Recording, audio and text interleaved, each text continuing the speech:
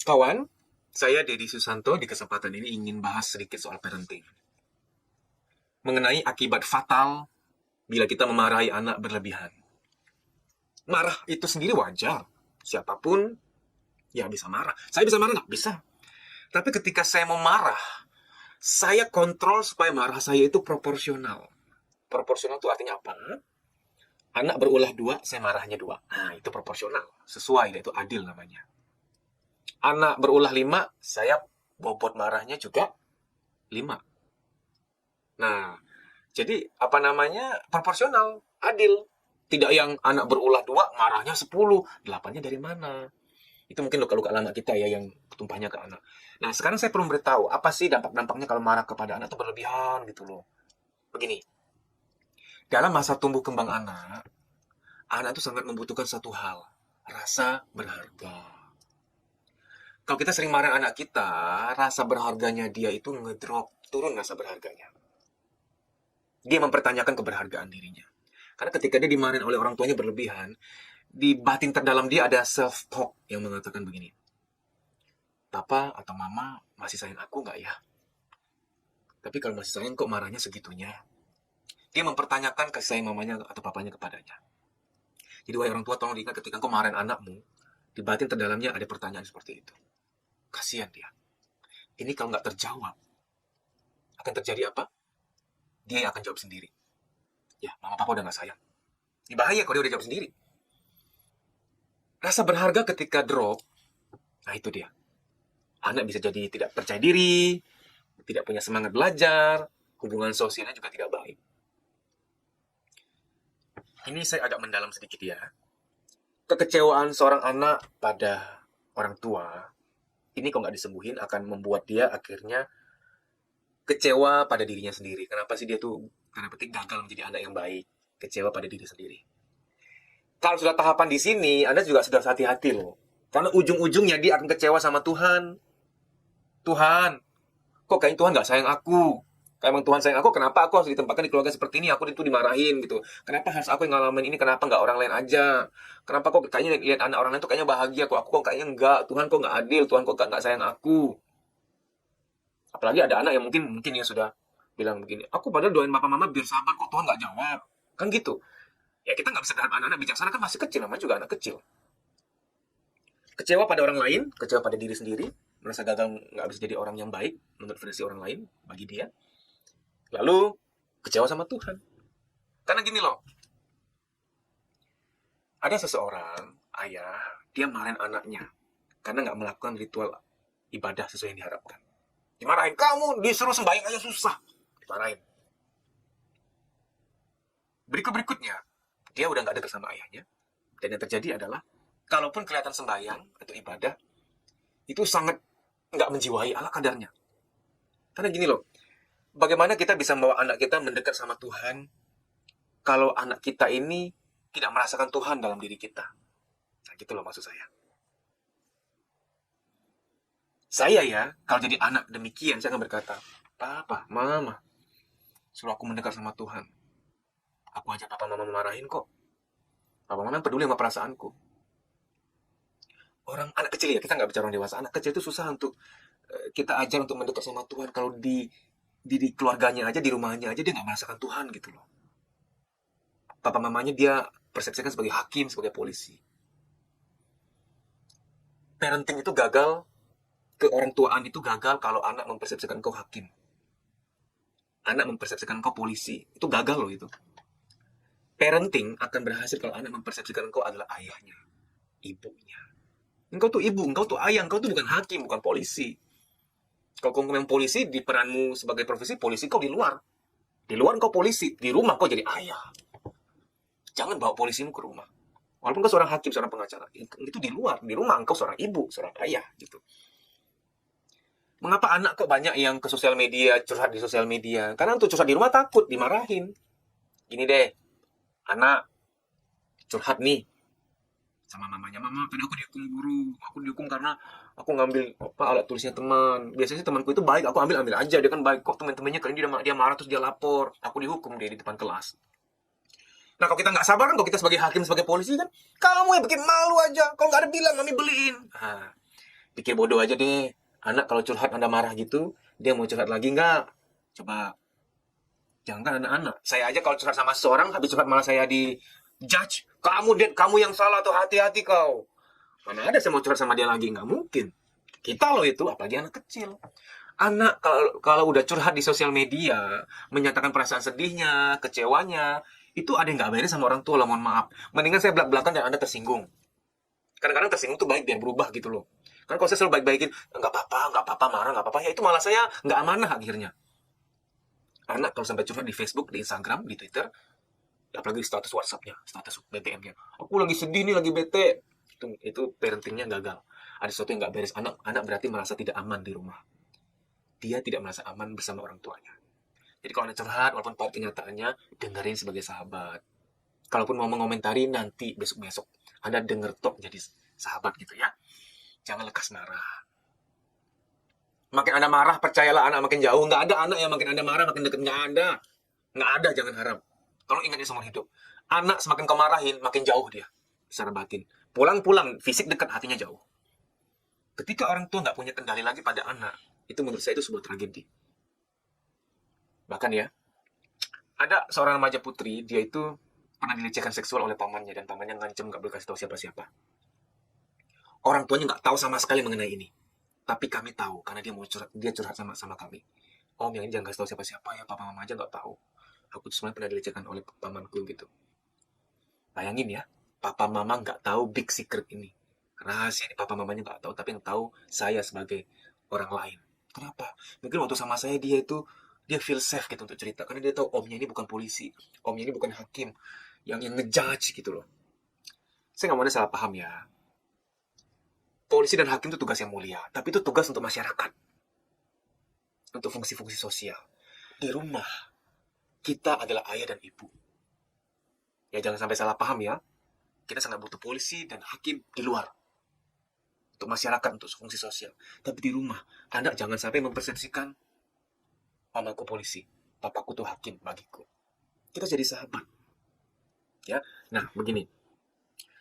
Ketika anak sudah takut sama kita, jangan harap dia mau terbuka. Itu loh maksud saya. Jangan sampai anak itu takut sama kita. Anda sudah merasa aman. Nah, sekarang saya mau bahas satu hal yang sangat luar biasa untuk kepentingan ke masa depan. Saya pernah bilang bahwa kalau engkau tidak punya harta banyak untuk diwariskan ke anakmu, nggak perlu khawatir kok. Anda malah tidak perlu mewariskan banyak harta ke anakmu. Nggak perlu. Kenapa? Oke, dua contoh. Si A, orang tuanya tidak bisa mewariskan harta apapun karena ya belum bisa lah. Tapi si A ini punya sosok ayah dan ibu yang baik. Ayah dan ibunya sering main sama dia, jadi sahabatnya dia, mengerti dia, memberikan dia rasa aman. Bukan nggak pernah marah loh ya, tapi marah yang proporsional. Yang marah yang adil. Dan dia merasa nyaman, dia bahagia, cukup bahagia dia tumbuh dengan baik, rasa berharganya bagus. Anak seperti ini, dia bisa cari rezekinya sendiri, dan hidupnya akan beruntung. Kenapa? Orang yang cukup bahagia, hidupnya akan beruntung. Karena hati yang empet, yang pahit, hati yang kesel, itu mengganggu keberuntungan. Si B, wah ini anak orang kaya nih, wah ayahnya sudah mempersiapkan harta buat dia 20 miliar, warisan buat dia 20 miliar. Udah disiapkan tuh warisan tuh. Wah, ayahnya bilang, tenang anakku udah ada pegangan, tanah di mana-mana, apartemen properti di mana-mana.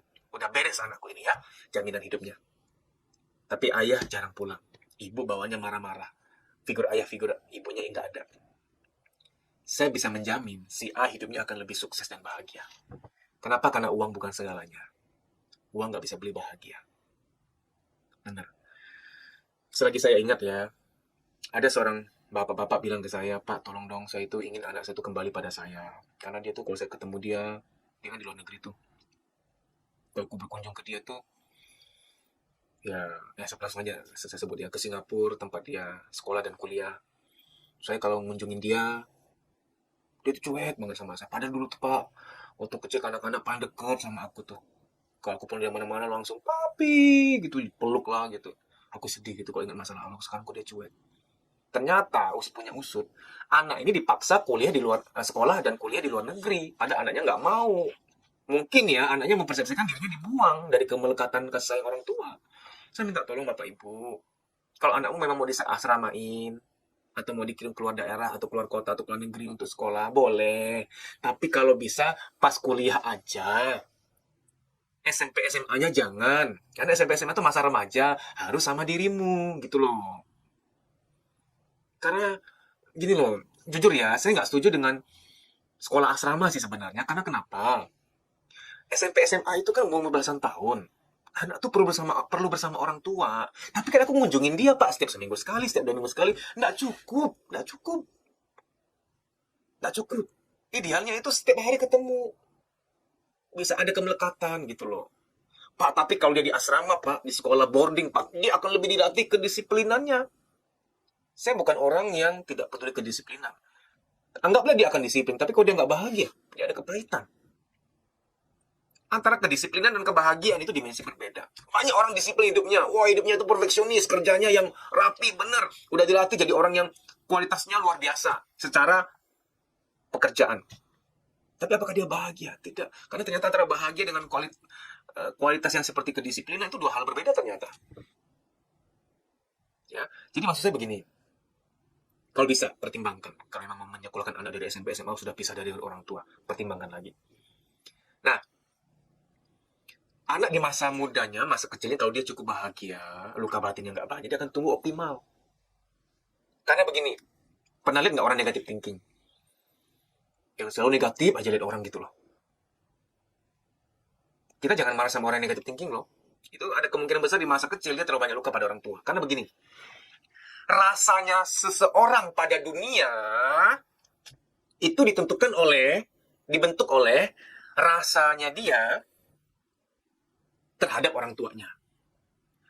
Kalau sama orang tuanya dia ada kemarahan dan ada kekecewaan, maka dia sama dunianya juga akan marah gitu loh. Saya pernah baca sebuah surat ya, waktu saya pernah Google ada surat gitu. Kalimatnya tuh sederhana tapi kok sampai sekarang saya keingetan. Nak, ini papa nak. Kalau kamu marah sama papa nggak apa-apa. Tapi jangan marah pada duniamu. Wah, nusuk banget. Gini, kita bisa hati-hati aja ya. Kita ngarep anak kita tumbuh jadi orang yang positive thinking, jadi orang yang berbaik sangka pada dunia. Tapi kita sendiri itu tidak memberikan dia rasa nyaman terhadap diri kita gitu. Gimana ya?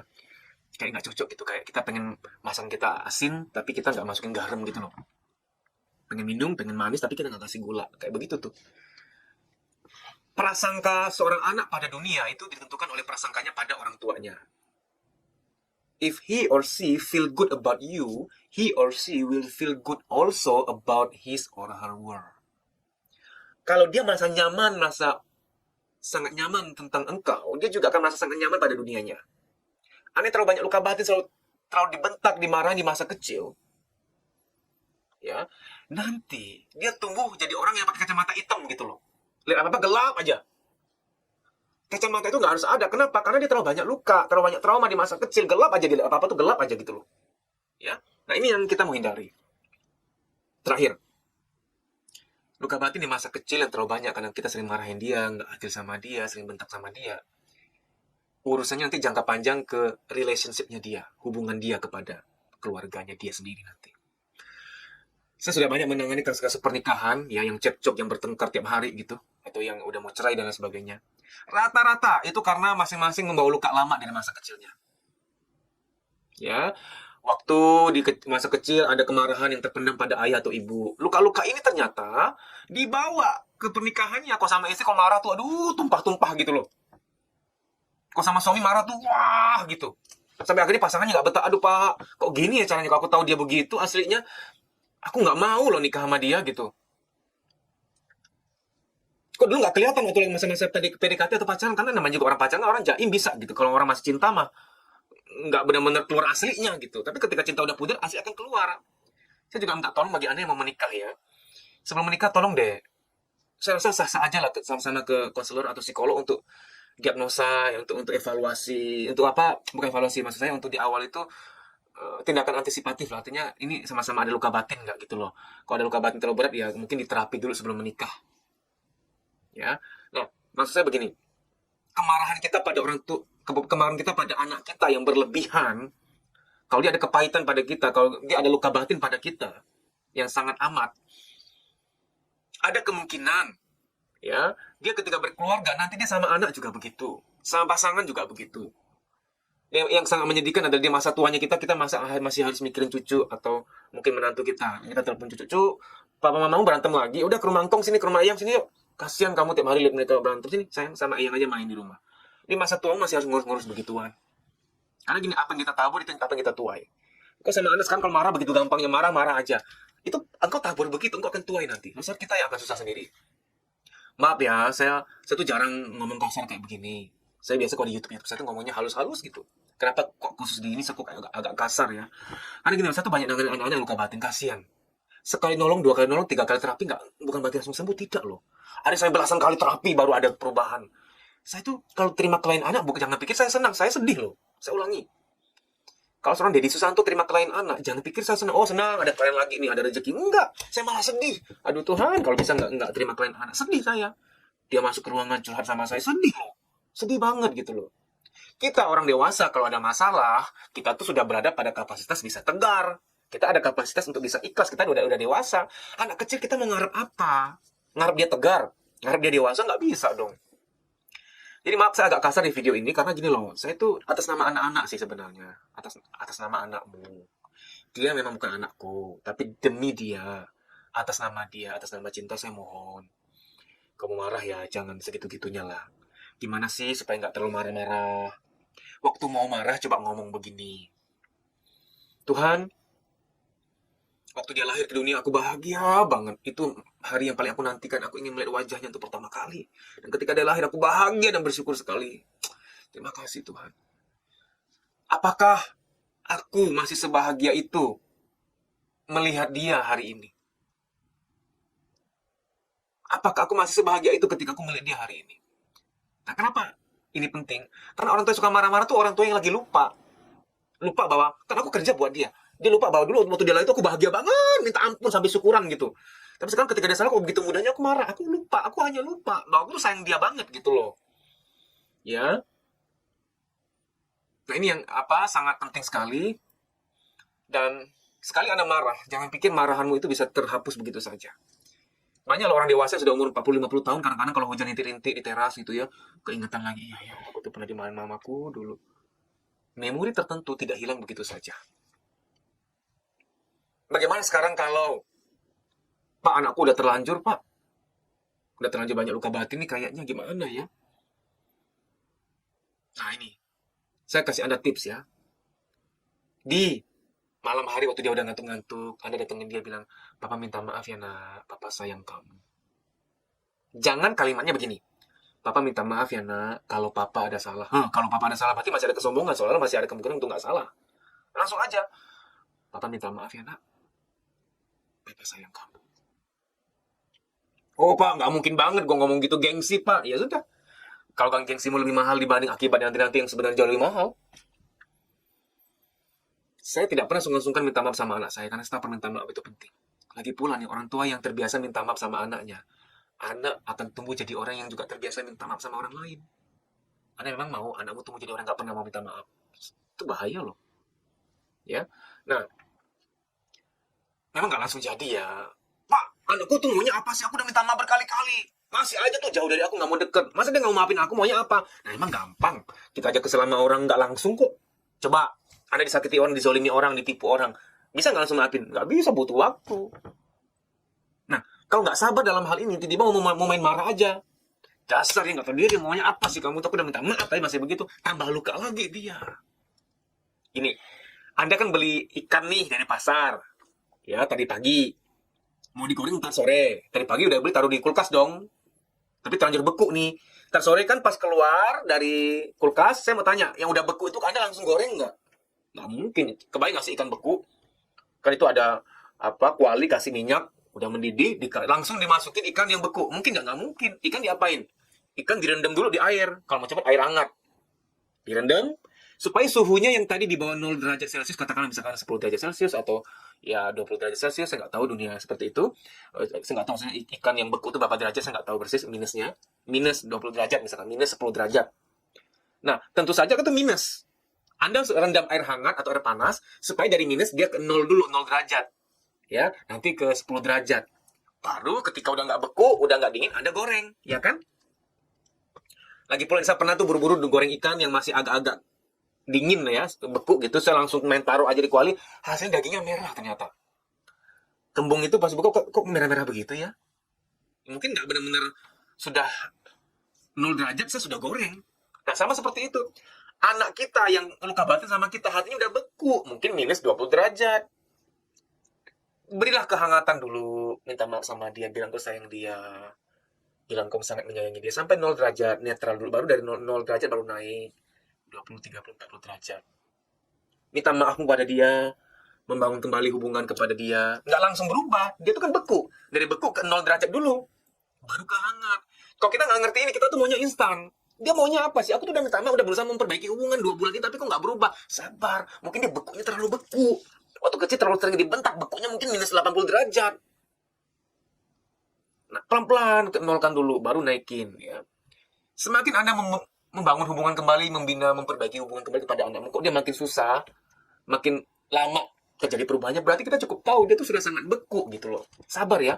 Sabar dalam hal jangan marah semena-mena, dan termasuk sabar dalam hal menanti perbaikan, perubahan. Demikian saja.